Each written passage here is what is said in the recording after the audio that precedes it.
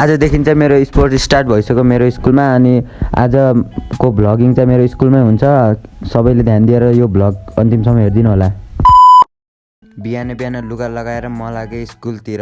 So hello guys, welcome back to my next vlog. अनि के छ हालखबर? आई होप सबै ठिकठाक हुनुहुन्छ होला। डेली भ्लगिङको डे 10 भ्लगमा स्वागत छ। अनि आजदेखि चाहिँ मेरो स्कुलमा स्पोर्ट्स स्टार्ट भइसक्यो क्या गाइज। अनि म अब आजको भ्लगिङ मेरो त्यतैतिर हुन्छ क्या। अनि म बिहान बिहान लुगासुगा लगाएर म लागेँ स्कुलतिर।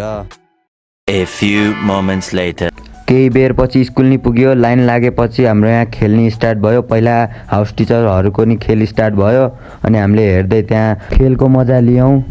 धेरै बेरसम्म सर म्यामहरूको खेल हेरेर अलिकति खुट्टा दुखेर हामी यहाँ साइडतिर बस्यौँ, किनभने अलिकति त्यहाँ घाम नि लागिसकेको थियो। यहाँ शीतल नि अलिकति थियो, त्यही भएर यतातिर बस्यौँ। अनि केही बेर पछि फेरि सर म्यामहरूको खेल स्टार्ट भयो। अनि येल्लो हाउसको म्यामले चाहिँ जित्नु भएको थियो क्या। अनि अलि राम्रो लाग्यो, किनभने अब जित्ने भनेको हाम्रो स्कुलकोले नै हो, त्यही भएर। अनि त्यसपछि हामी ग्राउन्डतिर नि गयौँ। ग्राउन्डतिर गएपछि अब भाइहरूको खेल स्टार्ट भयो। कति 1-2 क्लासको भाइहरूको स्टार्ट भयो। अनि 5-6 क्लास भाइहरूको नि त्यो खेल स्टार्ट भइसकेको थियो। अनि हामी अलिकति पानी खान माथितिर नि आएको थियौँ क्या। अनि त्यहाँ सायद हामीलाई भ्लग बनाउन मिलेन होला। म माथि आएर नि भ्लग बनाएँ गाइज होइन।